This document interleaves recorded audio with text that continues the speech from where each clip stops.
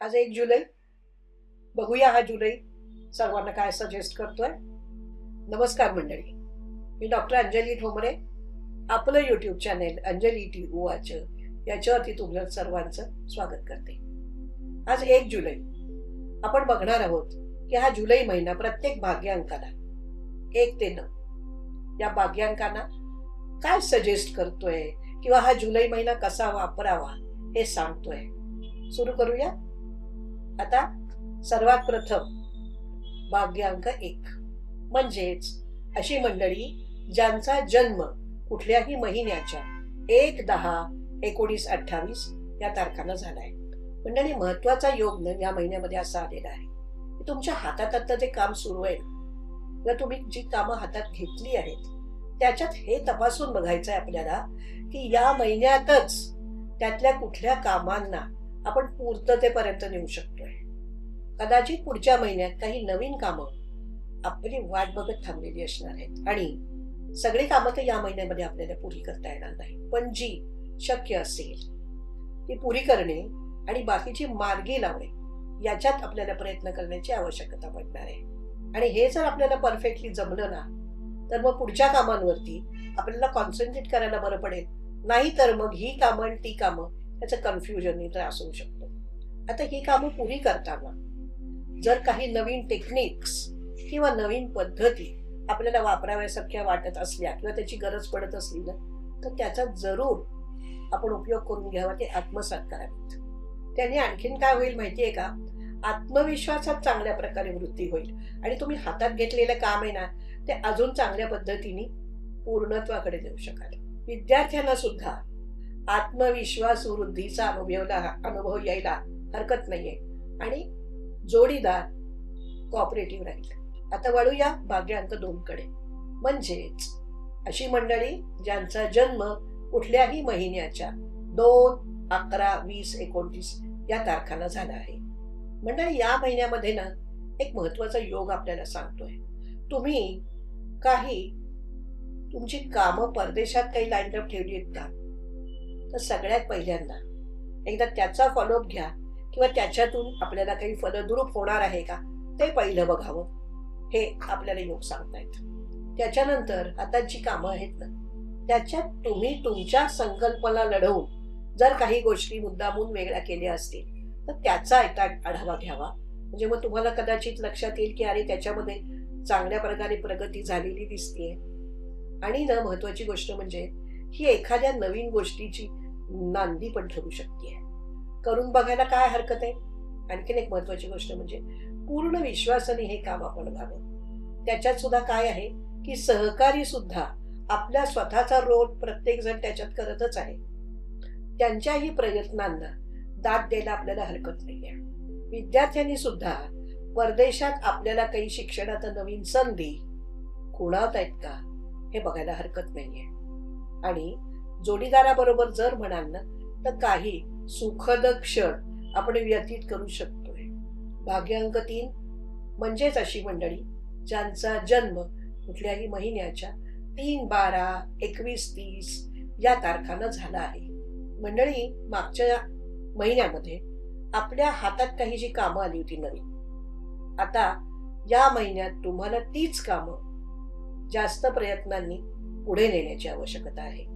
आणि आणखीन दुसरी महत्वाची गोष्ट अशी येते की तुमची आजूबाजूची मंडळी, तुमचे सहकारी यांना तुमच्याकडून काही अपेक्षा आहेत का की ज्यांना त्यांची त्या पद्धतीने त्यांची कामं त्यांना सुलभ करता येतील, हेही एकदा मला असं वाटतं की बघून घ्यायला हरकत नाहीये. कदाचित ना तुमच्या छोट्याशा प्रयत्नांनी किंवा तुमच्या छोट्याशा लक्ष घालण्याने त्यांचं काम बऱ्यापैकी स्पीडअप होऊ शकतं. काही कामासंदर्भात प्रवासाची सुद्धा शक्यता या महिन्यात आपल्याला दिसतेय. त्या प्रवासात जर आपल्या काही चांगल्या ओळखी झाल्या तर त्याचाही आपल्याला पुढे जाऊन कदाचित उत्तम वापर करता येणं शक्य आहे. विद्यार्थ्यांनी आपला फोकस बघायचा आणि आपलं काम ज्या पद्धतीने चालू आहे, अभ्यास ज्या पद्धतीने चालू आहे त्या फोकसनीच ते काम पुढे न्यावं हे त्यांना सूचना. आणि मंडळी, जोडीदाराला पण एकदा विचारा की त्याच्याही तुमच्याकडून काही अपेक्षा आहेत का, त्या पूर्ण करण्याचा प्रयत्न करा. भाग्यांक 4 कडे वळूया.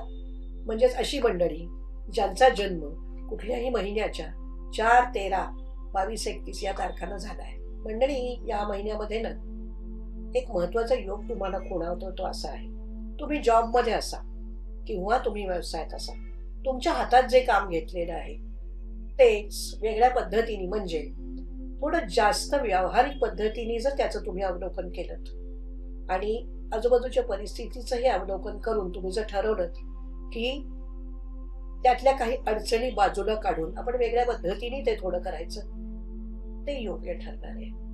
काही अडचणी त्याच्यातल्या बाजूला जाऊन तुमचं काम जास्त सुलभ झालंय असा तो तुम्हाला अनुभव यायला हरकत नाहीये. आणखीन ना अनपेक्षित मदत, म्हणजे कशी की एखादी सूचना किंवा तुमच्याच मनात आलेला एखादा वेगळा विचार याने सुद्धा तुम्हाला तुमच्या कामामध्ये तुम्ही पुढे कसं जावं याची एक सूचना मिळू शकते. काही आध्यात्मिक सुद्धा अनुभव यायला या महिन्यात हरकत नाहीये. आणि जोडीदाराबरोबर सुद्धा म्हणाल तर सगळं ठीकठाक राहील. विद्यार्थ्यांनी आपल्या पुढच्या ऍडमिशनसाठी जास्त सतर्कपणे प्रयत्न करावे ही सूचना. आता भाग्यांक 5 म्हणजेच अशी मंडळी ज्यांचा जन्म कुठल्याही महिन्याच्या 5, 14 किंवा 23 तारखेला झाला आहे. मंडळी, या महिन्यामध्ये ना तुम्हाला तुमचा आत्मविश्वास चांगल्या प्रकारे वाढल्याची अनुभूती येईल आणि त्याच्याच बरोबर व्यावहारिकता सुद्धा तुमची टकाटक राहणार आहे. त्याच्यामुळे ना या दोन्ही गोष्टींचा आपण फायदा करून घेतला तर श्रेयस्कर ठरेल ना.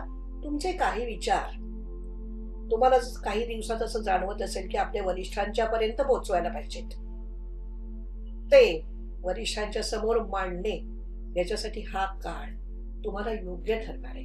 आणि तुम्ही जर व्यावसायिक असाल ना तर नवीन विचारांना आपण दरवाजा कसा उघडून द्यायचा आणि त्यांचा विचार आपल्या प्रगतीसाठी कसा करायचा हे बघणं श्रेयस्कर ठरणार आहे. विद्यार्थ्यांना आपला एखादा अभ्यासक्रम जर निवडायचा असला तर त्यांची आता ही स्टेज आहे की 5 वर्षानंतर ह्याचा पुढे स्कोप काय राहणार आहे याच्यावरती विचार करून मग त्यांनी अभ्यासक्रम निवडला जावा. मंडळी, या महिन्यामध्ये जोडीदाराच्या तुमच्याकडनं काही अपेक्षा असणार आहेत, त्यामुळे त्यांच्याकडे तेवढंच लक्ष द्या. आता भाग्यांक 6 कडे वळूया. म्हणजेच अशी मंडळी ज्यांचा कुठल्याही महिन्यात जन्म 6, 15 किंवा 24 या तारखांना झाला आहे. या महिन्यातला सगळ्यात महत्वाची एक गोष्ट आपल्याला अधोरेखित होऊन सांगतेय ती म्हणजे बदल.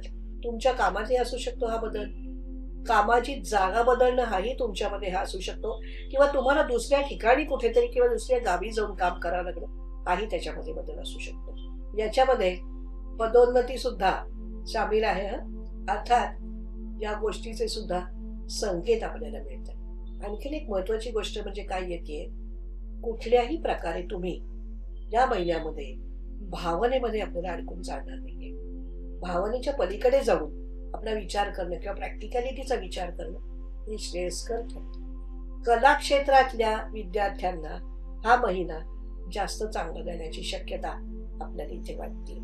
आणि मुख्य म्हणजे जोडीदाराबरोबर काही तरल क्षण तुम्ही अनुभवू शकता किंवा त्यांच्याबरोबर व्यतीत करू शकता, हेही संकेत आपल्याला मिळतात. भाग्यांक 7 म्हणजे अशी मंडळी ज्यांचा जन्म कुठल्याही महिन्याच्या 7, 16 किंवा 25 या तारखांना झाला आहे. मंडळी, काही नवीन शिकण्याचे विचार तुमच्या मनामध्ये घोळत होते का? तसं जर असेल ना तर त्या गोष्टीला सुरुवात करायला हा महिना आपल्याला अत्यंत योग्य ठरू शकतोय. कमीत कमी त्याची सुरुवात तरी आपण या महिन्यामध्ये करू शकतोय. अजून एक महत्वाची गोष्ट म्हणजे तुम्ही कामाच्या संदर्भात जर कुणावरती विश्वास टाकून एखादी गोष्ट त्याला सोपवणार असाल ना तर कृपया एवढंच बघा की हा विश्वास पण चुकीच्या व्यक्तीवर त्याचा टाकत नाही होत. एकदा खातरजमा करून घ्यायला काय हरकत आहे. आर्थिक बाजूचा सुद्धा थोडा आपल्याला विचार करण्याची आवश्यकता पडणार आहे. काय आहे, खर्च करायला हरकत नाही, पण तो खर्च अनाठाई होत नाहीये ना हे मात्र बघावं लागेल. कलांसाठी किंवा कला आविष्कार बघण्यासाठी थोडा खर्च झाला तरी हरकत नाहीये, कारण त्याचबरोबर ना आपण जोडीदारालाही खुश करणार आहोत आपल्या बरोबरच. विद्यार्थ्यांना सुद्धा त्यांचा आत्मविश्वास चांगल्या प्रकारे वाढल्याचे अनुभव यायला हरकत नाहीये. आणि काही त्यांचे जे निर्णय आहेत ते बुलसाय बसण्याची शक्यता आहे. भाग्यांक 8 कडे वळूया. म्हणजेच अशी मंडळी ज्यांचा जन्म कुठल्याही महिन्याच्या 8, 17 किंवा 26 या तारखांना झालाय. या महिन्यातनं मंडळी तुमच्या फील्डमध्ये किंवा तुम्ही जिथे काम करताय त्या ठिकाणी काही नवीन टेक्नॉलॉजी इंट्रोड्यूस झाली आहे का, आणि ज्याचा आपल्या फायद्यासाठी किंवा आपलं काम हे लवकर होण्यासाठी काही उपयोग करून घेता येणार आहे का, हे बघण्याची आपल्याला या महिन्यामध्ये संधी पण आहे, कदाचित आवश्यकता पण पडणार आहे. एकदा आधीच्या कामांचा आढावा तर घ्या बरं. काय आहे, कदाचित काही गोष्टी अशा असतात की आपल्याला बारकाईने बघण्याची गरज आहे आणि त्या ठिकाणी निरुपयोगी काही त्याच्यामध्ये जर असेल तर ते बाजूला काढून टाकून परत कामांना योग्य मार्ग दिला तर बरा ठरेल. याने काय होतं माहितीये का, आपण योग्य मार्ग फॉलो करतो आणि न ध्येयाकडे जाण्याचा रस्ता वळणांनी असल्यापेक्षा सरळ असला तर जास्त चांगला की नाही.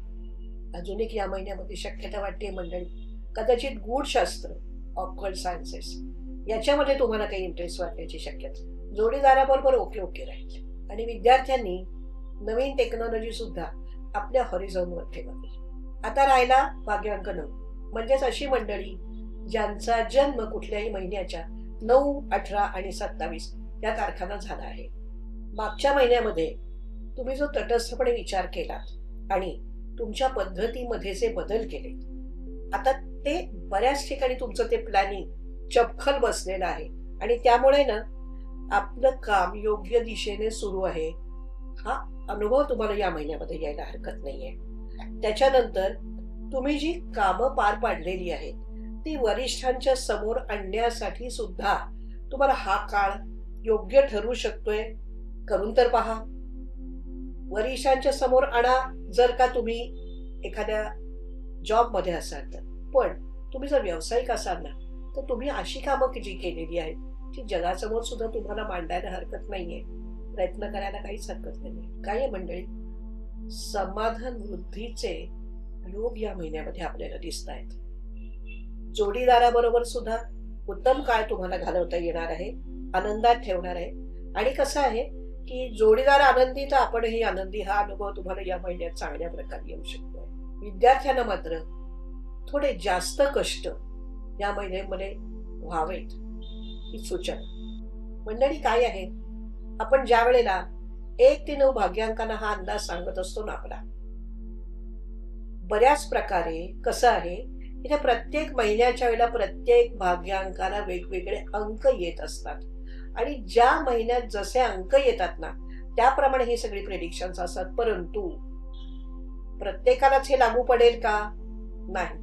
कारण तुम्ही वेगवेगळ्या वयात असता, वेगवेगळ्या तुम्ही फील्डमध्ये असता, वेगवेगळ्या ठिकाणी तुमची कामं करण्याची किंवा वेगवेगळे शहर, लहान शहर, मोठं शहर, मेट्रो सिटीज असं असू शकतं. त्यामुळे यातलं काय काय तुम्हाला कसं कसं लागू करून घ्यायचं मंडळी याच्यावरती विचार तुमच्याकडनं व्हावा. आज आपण इथेच थांबू. परंतु आपलं जे YouTube चॅनल आहे अंजली टीव्ही वॉच हे प्रथम आला असाल तर सबस्क्राईब करा. तुमच्या मित्रमंडळींच्या मध्ये शेअर करा. या विषयाची कोणाला कशी आवड असेल त्याप्रमाणे त्यांना अवश्य शेअर करा आणि तुमच्या कमेंट्सही मला पाठवत राहा. धन्यवाद.